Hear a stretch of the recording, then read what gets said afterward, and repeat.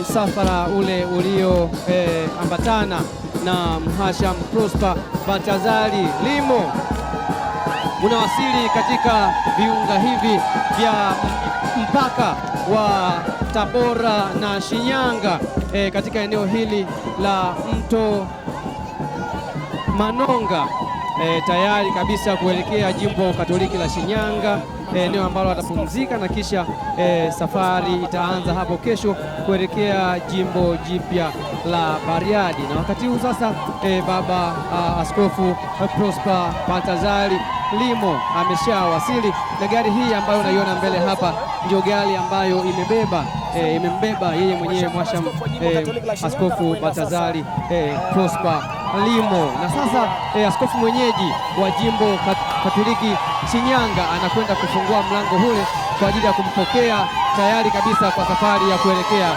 Shinyanga. Endelea kutazama matukio haya ambayo tunakuletea moja kwa moja kutoka jimbo Katoliki la Shinyanga.